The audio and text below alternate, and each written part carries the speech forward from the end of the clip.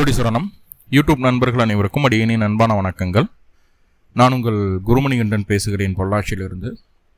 திருக்கணித பஞ்சாங்கத்தின்படி வரக்கூடிய மார்ச் மாதம் விருச்சிகராசி அன்பர்களுக்கு என்ன மாதிரியான பலன்கள் நடக்க காத்திருக்கு அப்படிங்கிற விஷயத்தை அந்த பதிவில் பார்க்க போகிறோம். பாசிட்டிவ் நெகட்டிவ் ரெண்டுமே பார்த்துடலாம். நெகட்டிவ் ஏதாவது இருக்குது அப்படின்னா அதை எப்படி பாசிட்டிவாக மாற்றிக்கிறது, அதற்கான வழிபாட்டு முறைகள் என்ன, அதை எப்படி செய்யணும் அப்படிங்கிற எல்லா விதமான விவரங்களையும் விரிவாக தெளிவாக டீட்டெயில்டாக பார்த்துடலாம்.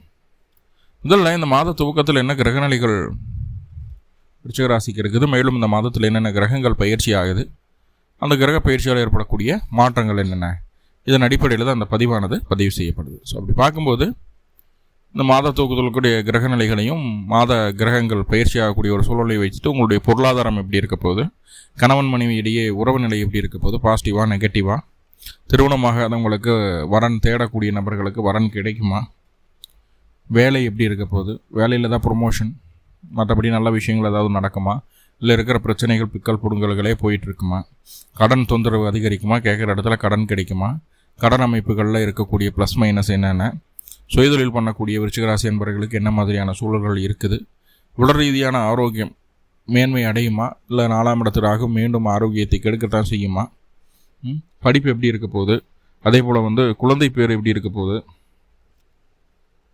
அதே நேரத்தில் குழந்தை வளர்ப்பில் என்னென்ன ப்ளஸ் மைனஸ் இருக்குது, ஹவுஸ் ஒய்ஃப்கெல்லாம் எப்படி இருக்க போகுது, வயது முதிர்ந்த நபர்களுக்கு எப்படி இருக்க போகுது. ஸோ இது எல்லாத்தையும் நம்ம ஒன் பை ஒன்னாக நம்ம பார்த்துடலாம். முதல்ல பொருளாதாரம். ஏன்னா பொருளாதாரம் சரியாக இருந்தால் தான் மற்ற எல்லா விஷயங்களையும் நம்ம சரிப்படுத்திக்க முடியும். பொருளாதாரம் இல்லாத பட்சத்தில் கொஞ்சம் கஷ்ட நஷ்டங்களை சந்திக்க வேண்டிய ஒரு சூழ்நிலை உண்டாகும் இல்லையா. பொருளாதாரம் நல்லபடியாக இருக்கணும், ரைட். அதுக்கு என்ன வழி, என்ன பண்ணலாம் அப்படின்னு சொல்லி பார்த்துட்டோம்னா, சிம்பிளாக பொருளாதாரம் இந்த மாதம் எப்படி இருக்க போகுதுன்னா, 2ஆம் அதிபதி எப்படி இருக்காரோ அதை பொறுத்து தான் பொருளாதாரம். 2ஆவதாக 11ஆம் அதிபதியை பொறுத்து தான் பொருளாதார அமைப்புகளை நம்ம எளிமையாக சொல்ல முடியும் இல்லையா. 2ஆம் அதிபதி அப்படின்னு சொல்லக்கூடிய கிரகம் யாருன்னு பார்த்துட்டிங்கன்னா உங்களுக்கு குரு பகவான். 11ஆம் அதிபதி அப்படின்னு சொல்லக்கூடியவர் புதன். இப்போ குருவினுடைய பார்வையில் புதன் இருக்கார். ஒரு அதிர்ஷ்டம் என்ன அப்படின்னு பார்த்துட்டிங்கன்னா, குருவும் புதனும் ஒரே கதியில், அதாவது புதனும் வக்ரமாக இருக்குது, குருவும் வக்ரமாக இருக்குது. இந்த மாதம் மார்ச் மாதம் 20ஆம் தேதி புதன் வக்ர நிவர்த்தி அடையுது. குரு பகவான் மார்ச் 11ஆம் தேதி வக்ர நிவர்த்தி அடைகிறார். ஸோ இப்போது 2ஆம் அதிபதியும் 11ஆம் அதிபதியும் வக்ரகதியிலிருந்து வக்ர நிவர்த்தி அடையக்கூடிய ஒரு சூழ்நிலை. 2ஆம் அதிபதி 11ஆம் அதிபதியை பார்க்குது, 2ஆம் அதிபதி 2ஆம் இடத்தையே பார்க்குது. மார்ச் மாதம் 11ஆம் தேதி வரைக்கும் உங்களுடைய பொருளாதார சூழ்நிலைகள் எப்படி இருந்தது அப்படிங்கிறத உங்களுக்கு நீங்கள் பார்த்துருப்பீங்க. ஆனால் மார்ச் 11க்கு மேலே உங்களுடைய பொருளாதார சூழ்நிலைகள் எல்லாமே உங்களுக்கு சாதகமாக மாறப்போகுது. இது வரைக்கும் எக்கனாமிக்கலாக என்னென்ன பாதிப்புகளை சந்திச்சிங்களோ அது எல்லாத்தையும் ரெக்கவர் பண்ணிடுவீங்க, ஈஸியாக பண்ணிடுவீங்க. ஏன்னா சம்பாதிக்கிறதுக்கு உண்டான ஒரு நல்ல ரூட்டை இந்த குரு பகவான் உங்களுக்கு காணிச்சு கொடுக்க போகிறார் 11ஆம் தேதி மார்ச் மாதம். அதுக்கப்புறம் உடனே நடந்துடுவானா, உடனே நடக்காது. படிப்படியாக பைய உங்களுடைய க்ரோத்துக்கு என்ன வழியோ அதை கொடுத்துரும், ரைட். 2ஆவதாக பார்த்துட்டிங்கன்னா, லாபம் அப்படிங்கிற ஒரு விஷயம் இருக்குது இல்லையா. செய்கிற செயல் இருக்குது, அதுக்கு உண்டான சம்பளம்னு இருக்குது. ஏதாவது வகையில் லாபம் ஏதாவது கிடைச்சா தானே நம்மளுக்கு இன்னும் திருப்தியாக இருக்கும்.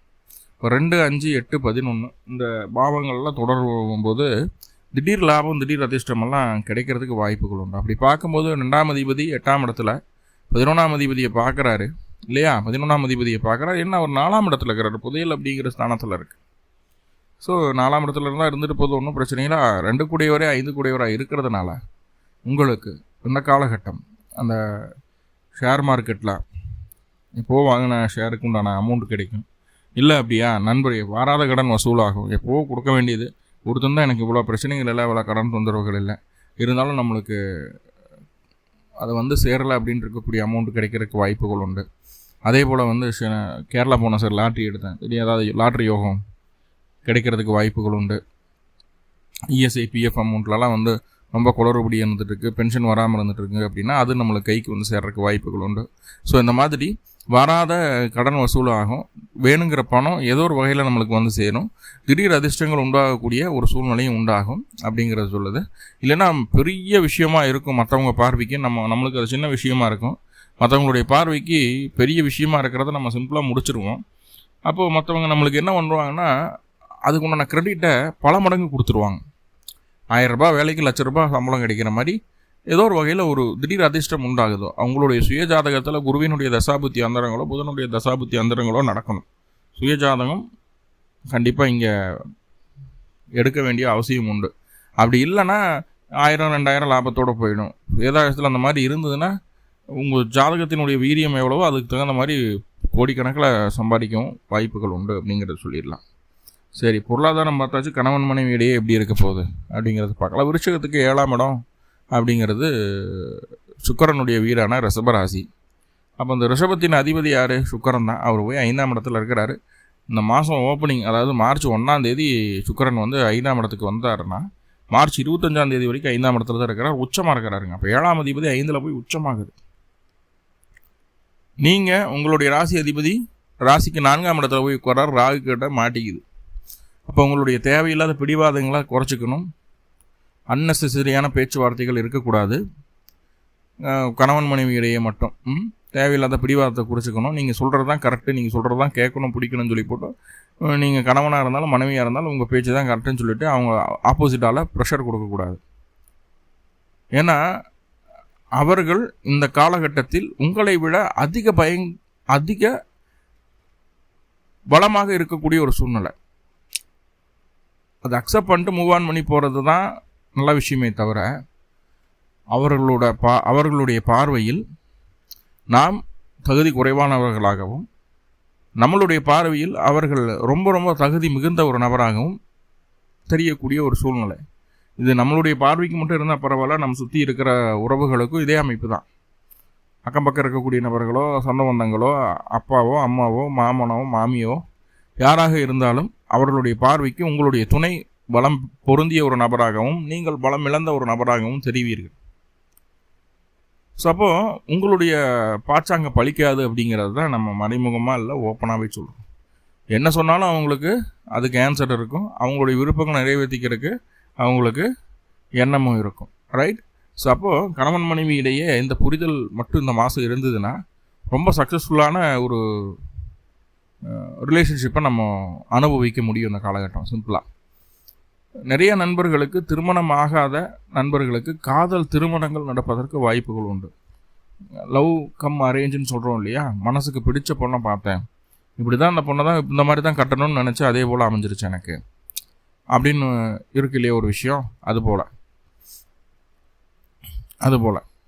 நம்மளுக்கு அந்த வாய்ப்புகள் நம்மளுக்கு கிடைக்கிறதுக்கு சான்சஸ் அதிகமாக இருக்குது. அதே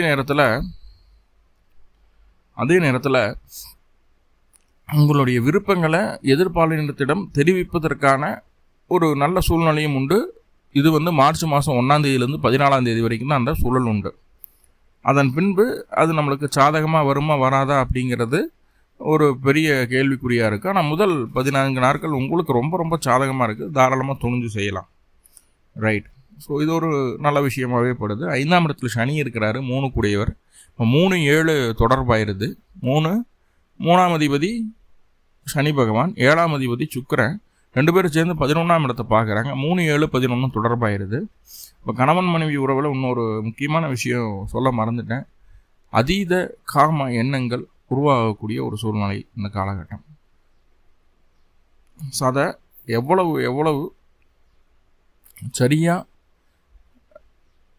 ஹேண்டில் பண்ணுறீங்களோ அவ்வளவுக்கு அவ்வளவு நன்மை. எவ்வளவு சரியாக அதை ஹேண்டில் பண்ணுறீங்களோ அவ்வளவுக்கு அவ்வளவு நன்மை. இந்த காம எண்ணங்கள் வந்து தேவையில்லாத பிரச்சனைகளையும் உண்டாக்கும். அனுசரிக்கவும் தெரியணும், அரவணைக்கவும் தெரியணும், விட்டு கொடுக்கவும் தெரியணும். ஸோ அப்படி இல்லை, உங்கள் பிடிவாதத்தில் நீங்கள் இருந்தீங்க அப்படின்னா கணவன் மனைவியிடையே 3வது நபரினுடைய தலையிடுதல் வருவதற்கு வாய்ப்புகள் ரொம்ப அதிகமாக இருக்குது. கவனமாக இருங்க. ஏன்னா காமத்திரிகோணங்கள் இணையும் போது மனிதன் தன்னுடைய மனக்கட்டுப்பாட்டை இழக்கிறான் அப்படிங்கிறத புரிஞ்சுக்கோங்க. அதை 7ஆம் அதிபதி உச்சம் பேர ஆகிறார். ரைட்? ஓகே. இப்போ கணவன் மனைவி திருமணம் ஆகாதவங்களுக்கு திருமணம் ஆகுமா சார் அப்படின்னா லவ் மேரேஜ் மட்டும்தான் நடக்குமானா அப்படி கிடையாது. அரேஞ்ச் மேரேஜ் கூட பாசிபிள் தான் அந்த காலகட்டம். இது நாள் வரைக்கும் நீங்கள் எடுத்த முயற்சிக்கான பலன்.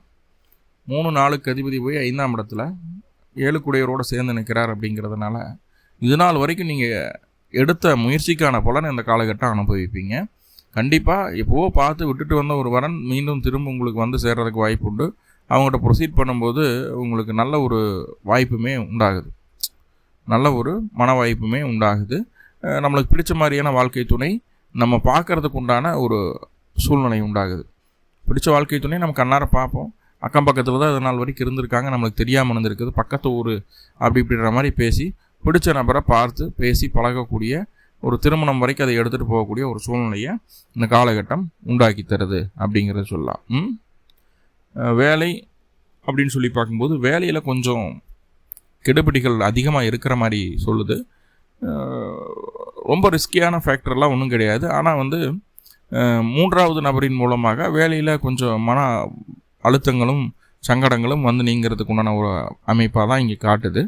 அப்போது தொழில் வேலை வாய்ப்புகளில் வந்து இருக்கக்கூடிய பிரச்சனைகளை சந்திக்கிறதுக்கு மனதைரியம் ரொம்ப ரொம்ப அவசியம். ஆனால் இந்த காலகட்டம் மனதில் ஒரு தெளிவான திட்டம் இருக்காது. உங்களுடைய திறமையை சரியான இடத்துல சரியான விகிதாச்சாரத்தில் பயன்படுத்துறதுக்கு உண்டான மனநிலைமை இந்த காலகட்டம் உங்கள்கிட்ட இல்லை அப்படிங்கிறத சொல்லுது. இப்போது மனசை கொஞ்சம் பக்குவப்படுத்தினீங்கன்னா வேலையும் சரி எதிர்ப்புகளும் சரி நம்ம கட்டுக்குள்ளே இருப்பாங்க அப்படிங்கிறத நம்ம புரிஞ்சுக்க வேண்டியது இருக்கும். இதனாலேயே வந்து உறவுகள்கிட்ட கொஞ்சம் வெறுப்பு தட்டக்கூடிய ஒரு அமைப்பாக இருக்குது. நம்ம செய்யக்கூடிய செயல்கள் நம்மளுடைய உறவினர்களுக்கு பிடிக்காத ஒரு செயலாக மாறிவிடுவதற்கும் வாய்ப்புகள் உண்டு. கொஞ்சம் அதை நம்ம பார்த்துக்கிடணும். கடன் வாங்காமல் இருக்கிறது நல்லது. கடன் அதிகரிக்கிறதுக்கு உண்டான வழி தான் இருக்குது, தவிர கடன் குறையிறதுக்கு உண்டான ஒரு சூழ்நிலை இல்லை. 6ஆம் அதிபதியான செவ்வாய் ராகுவை நோக்கி பயணிக்கும் போது கடன் அதிகரிக்கும். கடன் அதிகரிக்காமல் பார்த்துக்கோங்க. கடன் வாங்காதீங்க. நகையை வைக்கிறதா இருந்தாலும் சரி, நீங்கள் லேண்டு டாக்குமெண்ட் வைக்கிறதா இருந்தாலும் சரி, இல்லை பர்சனல் லோனு பிஸ்னஸ் லோனு எப்படினாலும் சரி, கடன் அப்படிங்கிற விஷயத்துக்குள்ளே போகாதீங்க. தயவு செஞ்சு போக வேண்டாம். இந்த மாதம் முழுக்க செவ்வாய் ராகும் ஒரே கட்டத்துக்குள்ளே தான் இருக்கிறாங்க. ஸோ நம்மளுக்கு அது ஃபேவரான விஷயமா ஆகாது. சுயதொழில் செய்யக்கூடிய நபர்களுக்கு ஒன்றும் பிரச்சனை இல்லை. 10ஆம் அதிபதி 4 இருக்கிறார். இப்போ மார்ச் மாதம் 14ஆம் தேதிக்கு மேலே அவர் 5ஆம் இடத்துக்கும் பயிற்சி ஆகிறார். 5ஆம் இடத்துல சனியோடு கூடுது, இல்லைன்னு சொல்லலை.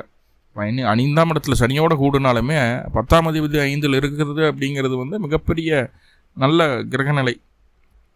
தொழில் சார்ந்த விஷயங்களுக்கு நல்ல அனுகூலமான கிரகநிலையாக சொல்லுது. தொழிலில் உங்களுடைய திறமைகள் வெளிப்படாத ஒரு சூழ்நிலைகள்லாம் இருந்தது இல்லையா, உங்கள் திறமைக்கான அங்கீகாரம் தொழில் சார்ந்த விஷயங்களில் கிடைக்கும்.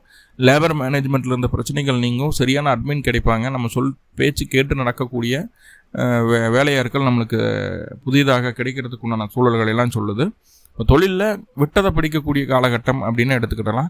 உடல் ஆரோக்கியத்தை பொறுத்தளவுக்கு விருச்சிக ராசி கண்டிப்பாக உடல் ஆரோக்கியத்தை கண்டிப்பாக பார்த்துக்க வேண்டியது இருக்கும். ஏன்னா 4ஆம் இடத்துல ஆரோக்கிய ஸ்தானத்தில் 4 கிரகம் ஆல்ரெடி ராகு அங்கே வந்ததுக்கப்புறமே சரியான உணவு உட்கொள்வதில் சிரமங்கள் உண்டாகிறது. ஃபுட் ஹேபிட்டை கொஞ்சம் சரி பண்ணிக்கணும். முடிந்தளவு வீட்டில் சமைச்ச உணவுகளை சாப்பிட்றது, வெளி உணவுகளை தவிர்த்துக்கிறது நல்லது.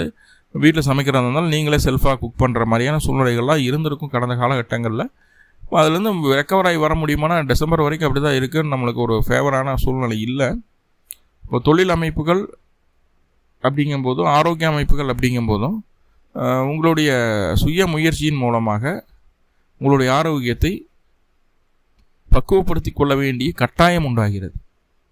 ரைட். அப்போது உணவுல கட்டுப்பாடு வேணும், வெளி உணவுகளை தவிர்த்துக்கணும். ஸோ இந்த மாதிரி நிறையா விஷயங்களை ஃபாலோ பண்ணணும், எக்ஸசைஸ் பண்ணுறது.